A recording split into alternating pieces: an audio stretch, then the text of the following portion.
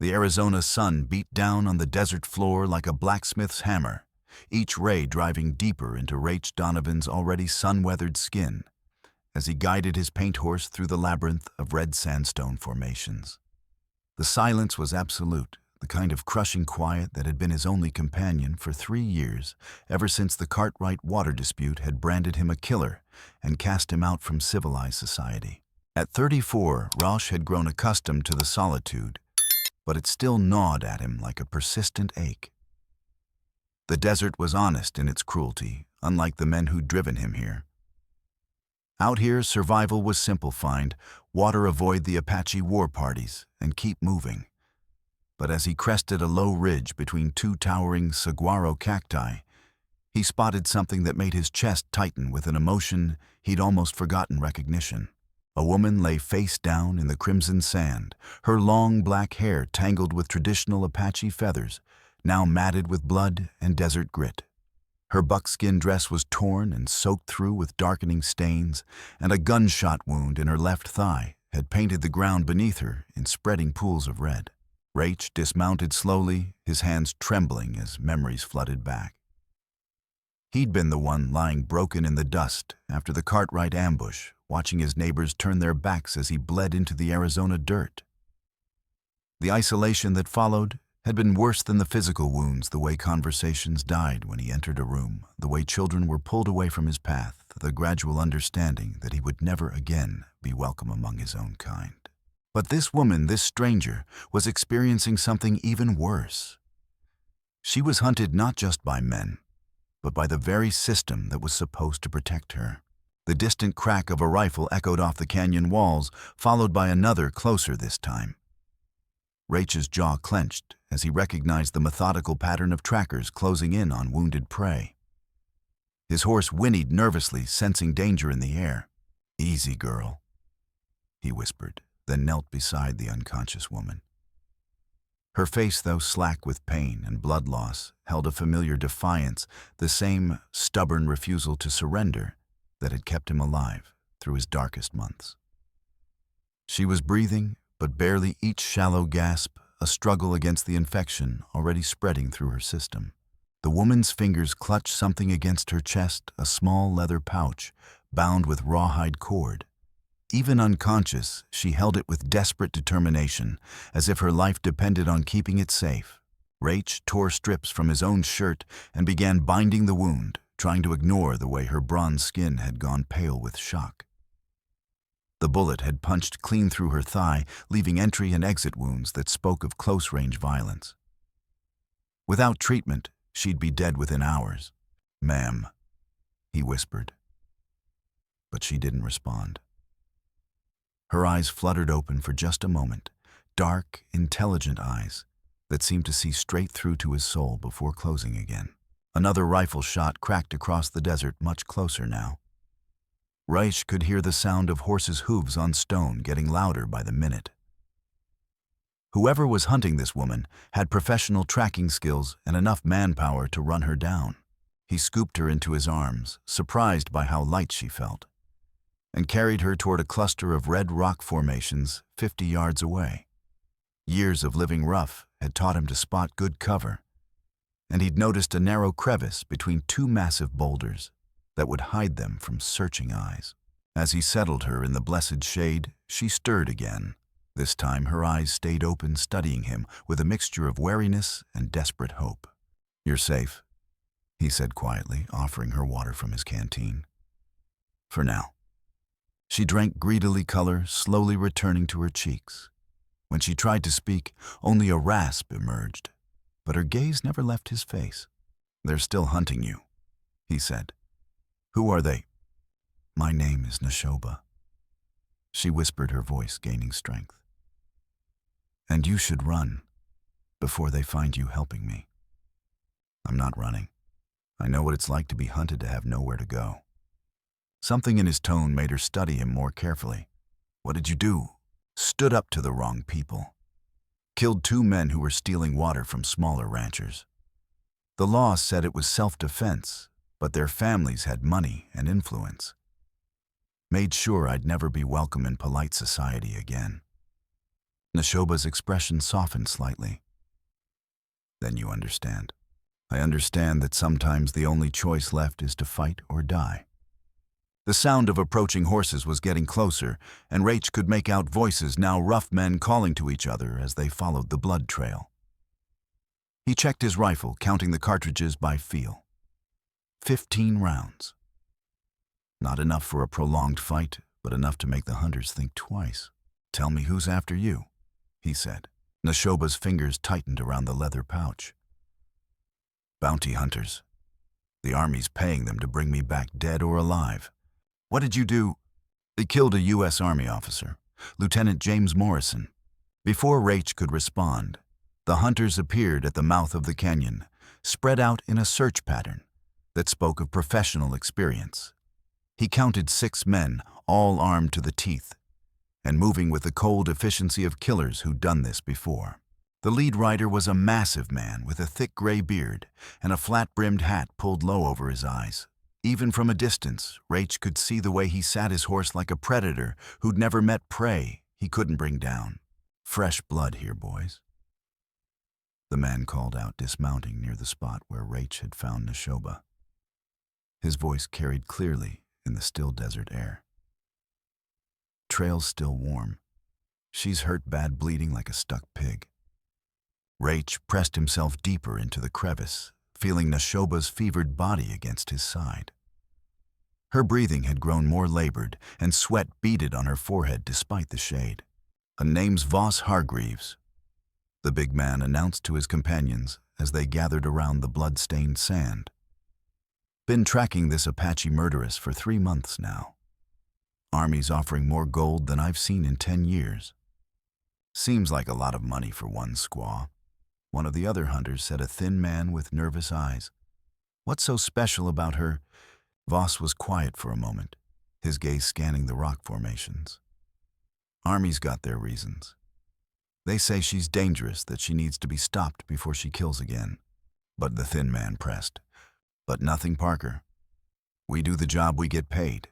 That's all that matters."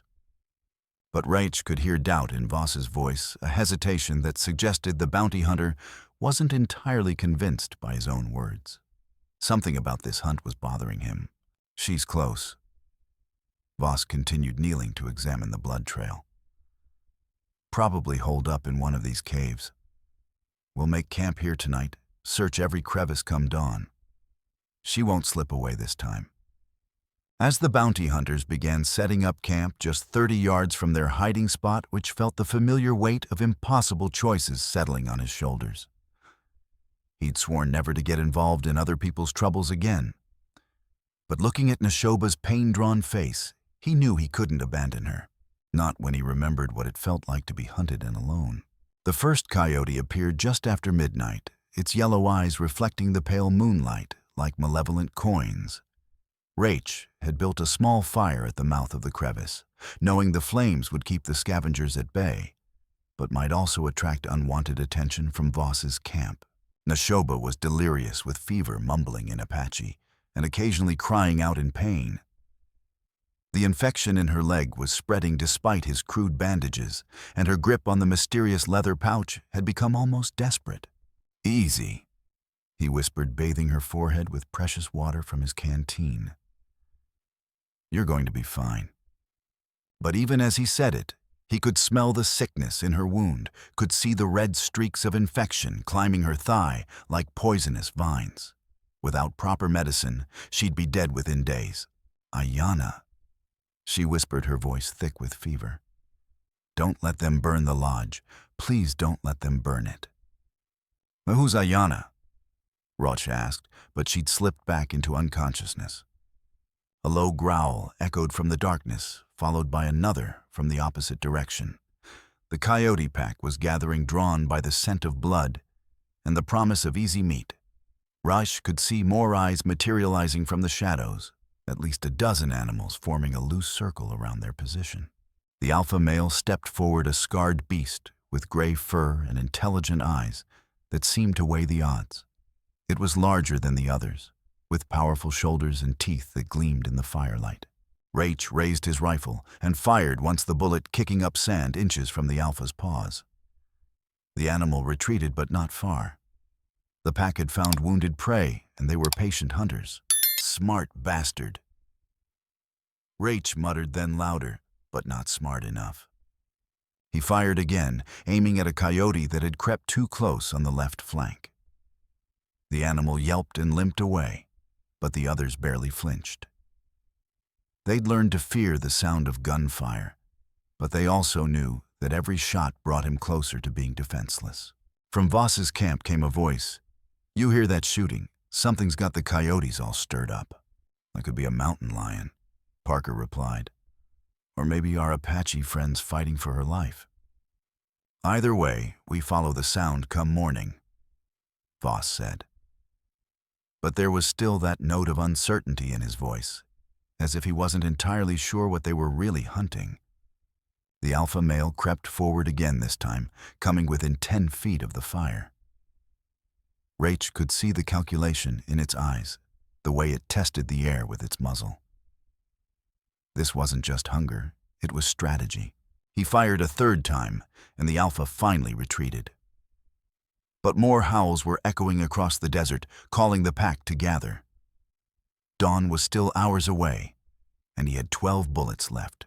The fourth shot came when one of the younger coyotes made a dash for Nashoba's wounded leg. Rache's bullet caught it in the shoulder, sending it tumbling across the sand with a piercing shriek.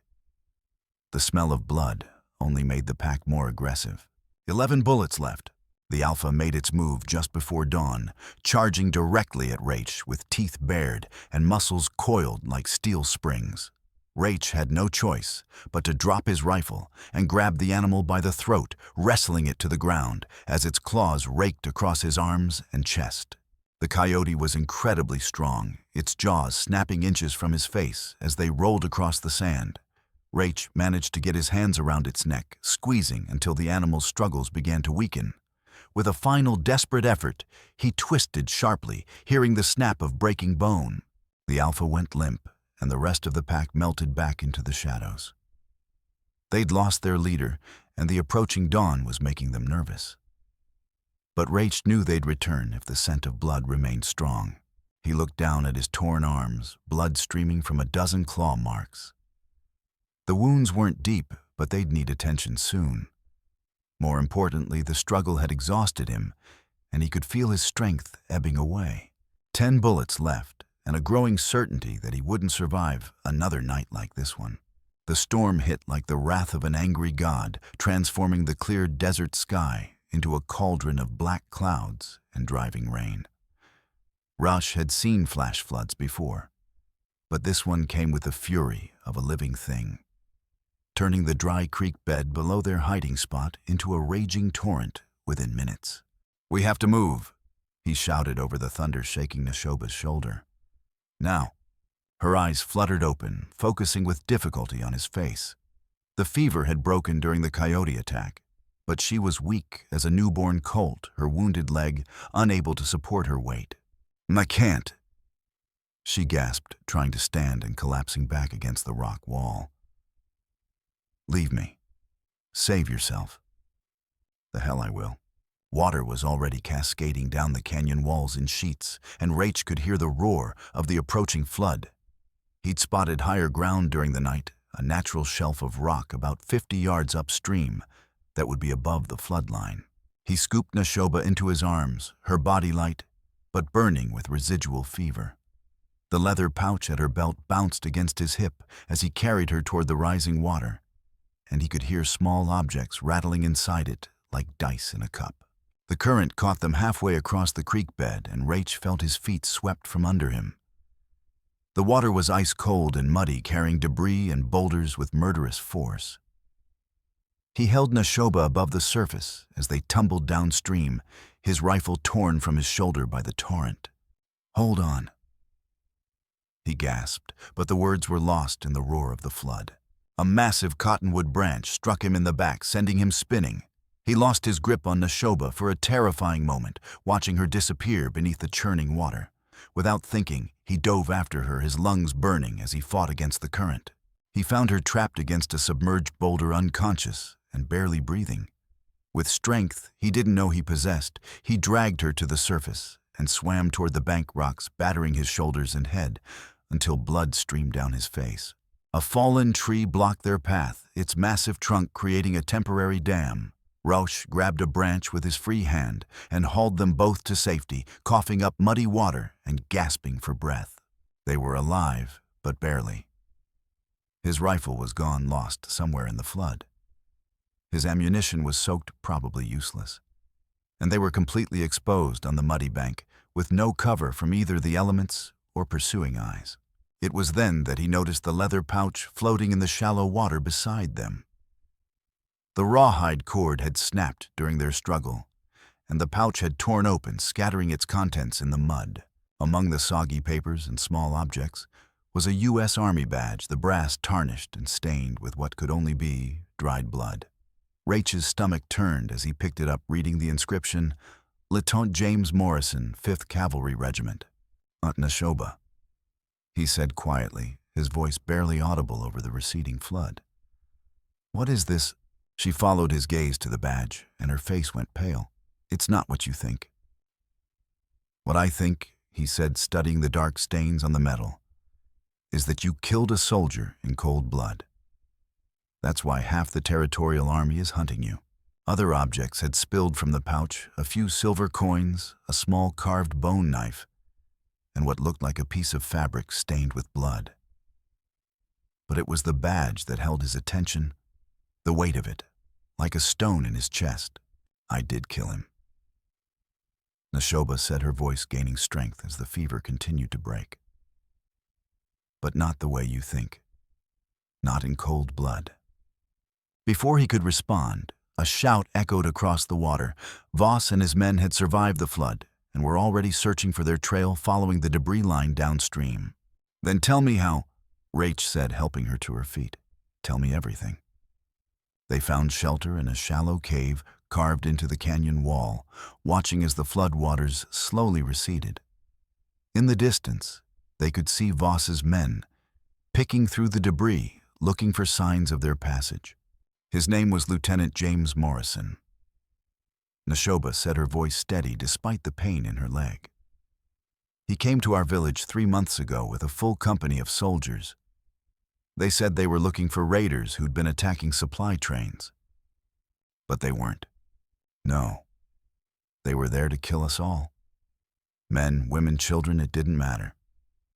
They said we were harboring criminals, but that was a lie. They wanted our land for the copper mine that was paying them." Rache felt his blood run cold. Jesus Christ. "They came at dawn when most of the warriors were away on a hunting expedition. Morrison ordered his men to surround the village, then gave the command to open fire on anyone who moved. We weren't even armed. Most of us had just woken up." Her voice began to break, and Rache could see tears streaming down her cheeks. "My brother Ayanna was just 16. He tried to shield our mother when the soldiers came for her. Morrison shot him in the chest, then kicked his body into the fire they'd started. And you saw this happen." "I was gathering water by the river when the shooting started. I hid in the cattails and watched them burn everything. Watched them murder my family." Her hands clenched into fists. But that wasn't the worst part. She was quiet for a long moment, staring at Morrison's badge as if it might burst into flames. "Morrison dragged my sister Ayanna into her burning lodge. She was only 14, and she was screaming for help, but I couldn't move. I was too terrified to do anything but watch. What happened to her? When Morrison came out of the lodge, he was adjusting his belt and laughing with his men about how young Apache girls were better than the whores in Tucson. I knew what he'd done. I knew, and I still couldn't move." Rache wanted to say something comforting, but the words wouldn't come. He'd seen plenty of violence in his life, but this was something else, entirely systematic murder disguised as military necessity. "I waited until that night when Morrison was alone by the river. I put my knife between his ribs and took his badge as proof of what really happened. Then I ran, and I've been running ever since. And the Army's been hunting you because you're the only witness." "Not just the Army. Morrison's family has money influence in Washington. They've put bounties on Apache heads all across the territory, but they especially want me dead. They know I can expose what really happened. Rache stared at the badge in his hands, understanding dawning like a cold sunrise. How many people know about this? About the massacre, no one who'd be believed in a white man's court. About Morrison's crimes. She looked at him meaningfully. Now, just you. The implication hit him like a physical blow. By helping her, he'd made himself a target. The army wouldn't just want Nashoba dead. They'd want anyone who could corroborate her story eliminated as well. I'm sorry, she whispered. I never meant to drag you into this. You didn't drag me anywhere, he said, surprised by the conviction in his own voice. I chose to help you, and I'd make the same choice again. A rifle shot cracked across the canyon, followed by another, not aimed at them signals. Voss had found their trail again, and he was calling his men to converge on their position. There's a man I know, Rache said, helping her to her feet. Tully Mendez. He owes me a life debt, and he knows these mountains better than anyone. If we can reach his camp, he might be able to get you across the border. You don't understand. The army has resources connections. They'll never stop hunting me. Then we make sure they can't find you. Tully Mendez lived like a ghost in the Badlands, his camp hidden among the towering hoodoo formations that rose from the desert floor like ancient monuments. He'd been running from the law for 15 years, ever since a card game in El Paso had gone wrong and left 3 men dead. Rache had saved Tully's life in a bar fight in Tombstone when 3 drunken cowboys had decided to carve up the half-Mexican outlaw for sport. It was a debt that had never been repaid, and Rache was counting on Tully's code of honor to see them through. But when they arrived at the camp that afternoon, limping and exhausted after hours of hard travel, Tully was less than enthusiastic about helping. You're asking me to cross the U.S. Army, he said, his scarred face grim in the afternoon light. That's a death sentence for a man like me. She's a witness to a massacre, Rache explained. Women and children burned alive by soldiers who wanted their land. If she dies, the truth dies with her. Tully studied Nashoba, who sat slumped against a boulder, Morrison's badge clutched in her hands. You really killed that army officer. In self-defense, she replied, her voice steady despite her exhaustion. After he murdered my brother and raped my sister. Something shifted in Tully's expression. His own sister had been killed by bandits years ago, and the pain of that loss had never fully healed. There's a trail through the Dragoon Mountains, he said finally. Old Apache route that most white folks don't know about. I can guide you to the Mexican border, but after that, you're on your own. And that's all we need, Rache said. No. Tully shook his head. It's not that simple. The army's got patrols all along the border, and they're not just looking for you. They're looking for anyone who might help you. What are you saying? I'm saying this is bigger than just one Apache woman. Someone with serious power wants this story buried, and they're willing to kill anyone who gets in their way. Before Rache could respond, the first shot rang out across the camp. Muzzle flashes lit up the gathering dusk as Voss and his men attacked from 3 directions at once, trapping them in a deadly crossfire. Get down, Tully shouted, grabbing his rifle and diving behind a boulder as bullets whined off the rock walls. Rache pulled Nashoba behind cover as lead flew around them like angry hornets. He could hear Voss's voice bellowing orders over the gunfire. Take the woman alive if you can, but don't let her escape. Tully was outnumbered and outgunned, but he was fighting on familiar ground. He'd positioned his camp well with good cover and overlapping fields of fire. For the first few minutes, it looked like they might be able to hold out. Parker, circle around to the left, Voss shouted. Mills, cover the back trail. But Tully was ready for them. He'd set up a series of defensive positions throughout the camp, and he moved between them like a deadly ghost, picking off Voss's men one by one. The thin man called Parker made it halfway around the left flank, before Tully's bullet caught him in the chest, sending him tumbling down the rocky slope. Another hunter tried to rush the main position and died with a rifle ball between his eyes. "Damn it," Voss roared. "He's got us pinned down." But the bounty hunter was nothing if not persistent. He'd brought 6 men to this fight, and he was willing to sacrifice them all to complete his mission. The attack continued for nearly an hour, with bullets flying back and forth across the camp like a deadly storm. Then Mills managed to get into position behind Tully's main defensive line. His shot caught the outlaw in the shoulder, spinning him around and sending his rifle flying. Blood pooled beneath him as he struggled to reach his sidearm. Tully, Rache, started toward his friend, but another burst of gunfire forced him back behind cover. "Go!" Tully gasped, his face pale with pain and blood loss. "Take her and run. Don't let the bastards win." Rache hesitated for a split second, then grabbed Tully's fallen revolver and shoved it into his boot. He scooped up Nashoba and headed for the back of the camp, where a narrow trail led up into the hoodoo formations. "Is he dead?" Nashoba asked as they stumbled through the rocks. Rache looked back at Tully's motionless form and felt his jaw tighten. "I don't know. But we can't help him now." They disappeared into the maze of stone spires, just as Voss's remaining men overran the camp. Behind them, Rache could hear the big man's voice bellowing in frustration. Find them, they can't have gone far. But there was something else in Voss's voice now. A note of desperate uncertainty that suggested he was beginning to understand the true nature of his mission.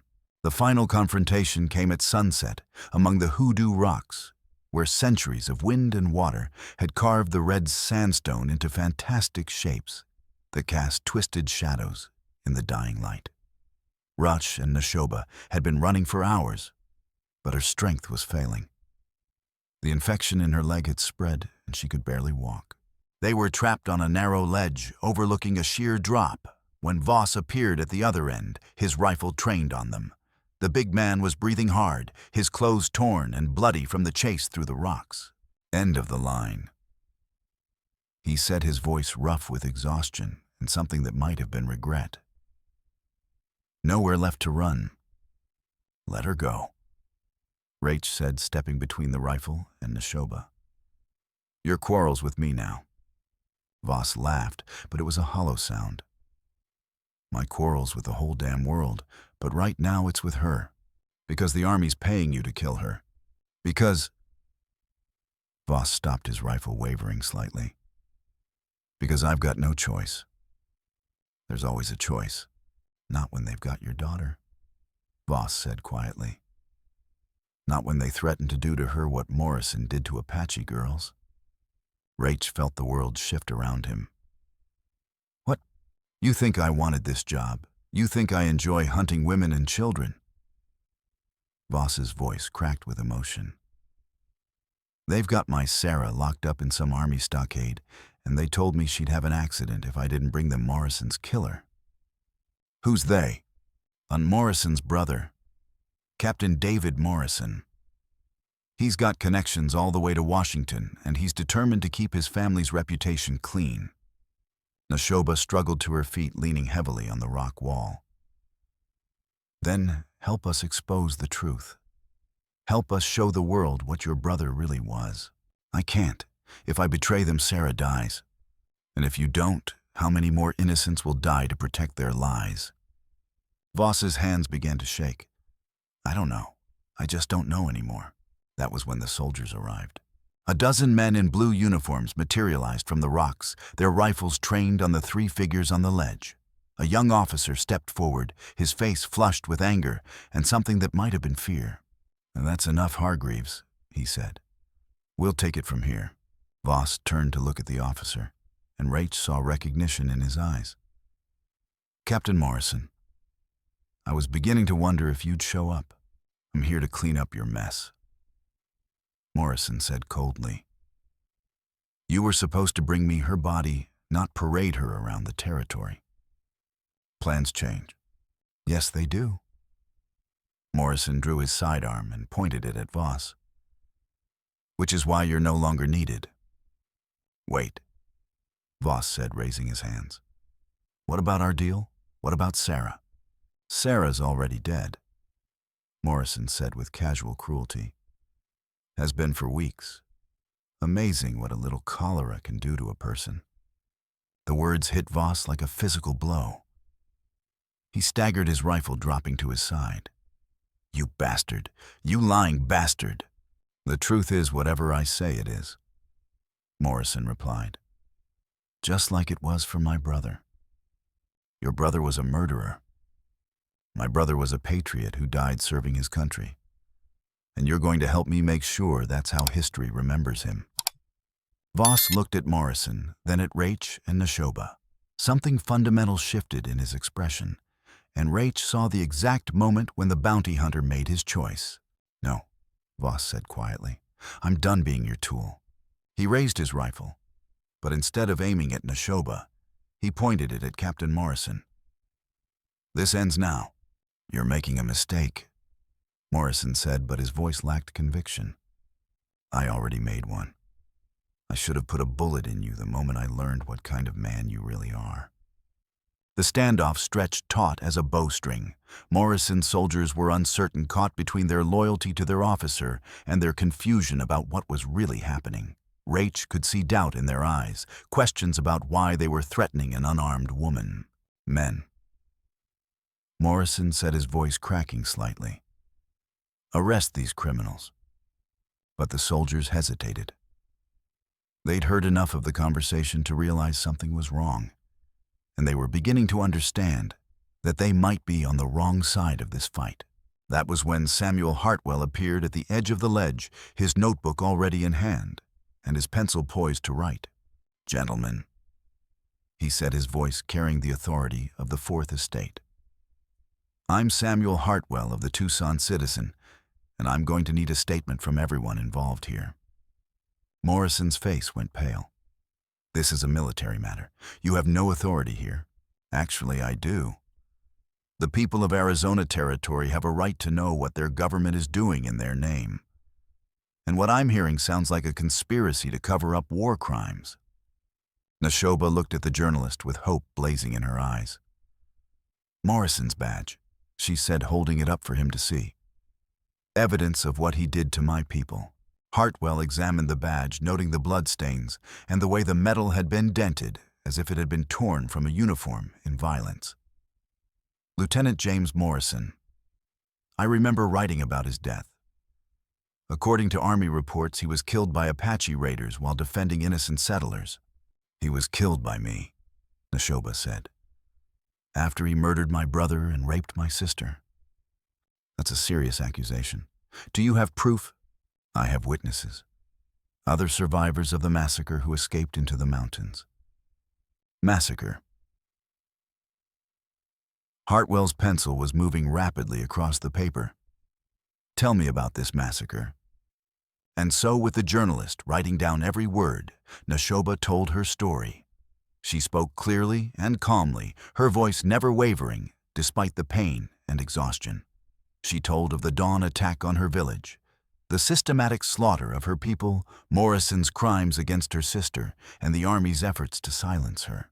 When she finished, Morrison tried one last time to salvage the situation. She's lying. Apache lies to justify murder. Maybe, Hartwell said. But I've been investigating rumors of Army misconduct for months, and what she's describing fits a pattern I've been tracking. What pattern? Apache villages burned mining claims filed on the same land within weeks, Army officers receiving mysterious payments from mining companies. It's all connected, isn't it? Morrison's composure finally cracked. You don't understand what you're dealing with. This goes all the way to territorial government. If this story gets out, the whole system will collapse. No good. Voss said, his rifle still trained on the captain. Maybe it's time for some truth. You're all making a mistake, Morrison said desperately. The Apache are savages. They attack our settlements, kill our families. Everything we've done has been necessary to protect innocent people. Like the innocent people in Nashoba's village, Hartwell asked. They were harboring raiders. Well, were they Or were they just sitting on land that your mining friends wanted? Morrison looked around at the faces surrounding him. Hartwell with his notebook, Voss with his rifle, Rache with his implacable determination, and Nashoba with her damning evidence. He was outnumbered not by guns, but by the weight of truth. Even if what she says is true, he said weakly, it doesn't matter. Apache testimony isn't worth anything in a court of law. It is when it's backed up by evidence, Hartwell said. And when there are white witnesses to corroborate it. What witnesses? Me, Rache said. I've seen the badge herder story. I'll testify to what I know. And me, Voss added. I've been part of this cover-up and I'm willing to tell the truth about what I've done. Morrison's hand moved to his sidearm, but Voss was faster. The bounty hunter's rifle cracked and Morrison spun around, clutching his shoulder. The captain's pistol went flying, clattering off the ledge into the abyss below. It's over, Voss said. The lies end here. But Morrison wasn't finished. With his good hand, he pulled a hideout pistol from his boot and aimed it at Nashoba. If I can't silence her legally, I'll do it the other way. Rache threw himself between them, just as Morrison fired. The bullet caught him in the chest, sending him staggering backward toward the edge of the precipice. For a moment, he teetered on the brink, looking down at the rocks far below. Then Voss was there, grabbing his arm and pulling him back to safety. Not today, friend. Not today. Morrison tried to fire again, but his pistol was empty. He looked around desperately, but his soldiers had already lowered their weapons. They'd heard enough to know that their captain was a criminal, and they wanted no part of his crimes. It's over, Hartwell said, still writing furiously. The truth is out, and there's no putting it back. Morrison sank to his knees, blood streaming from his wounded shoulder. You don't understand. Without the Indian Wars, the territory will never get statehood. The mining companies will pull out, the settlers will leave. Everything we've built will collapse. Then maybe it deserves to collapse, Voss said. 3 weeks later, Rache stood in the dusty street outside the Tucson courthouse, watching as Nashoba emerged from the building. The trial had been a sensation, with Hartwell's articles drawing attention from newspapers across the country. The evidence had been overwhelming, not just Morrison's badge, but documents that the journalist had uncovered showing a pattern of attacks on Apache villages, all connected to mining interests. Nashoba looked thinner than before, her legs still stiff from the old wound, but she walked with dignity. The jury had acquitted her of murder, ruling that she had acted in justified self-defense against a war criminal. How do you feel? Rache asked his own chest, still bandaged from Morrison's bullet. Like I can breathe again, she said. For the first time in months, I'm not looking over my shoulder. Tully approached them, his arm in a sling, but very much alive. He'd been found by a passing trader and nursed back to health, though the bullet had left him with a permanent limp and a newfound respect for the power of truth. You two stirred up quite a hornet's nest, he said with a grin. Half the territorial government's under investigation for corruption. What about Morrison? Rache asked. The court-martialed and dishonorably discharged. He's facing charges for conspiracy and murder. Won't see the outside of a prison cell for decades. And Voss, Tully's expression grew somber. Testified at the trial, told the truth about everything. The army gave him a pardon in exchange for his cooperation. He's trying to start over, maybe become a legitimate lawman. Nashoba reached into her pouch and pulled out a small piece of carved turquoise shaped like a bear.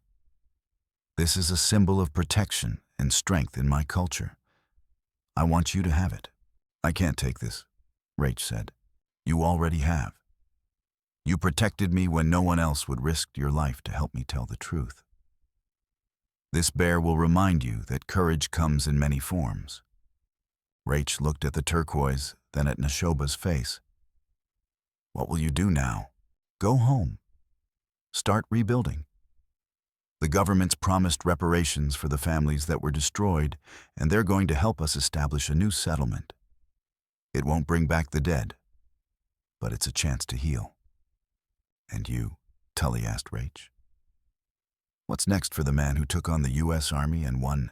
Rache thought about his empty ranch, his years of isolation, the way his life had been defined by violence and loss.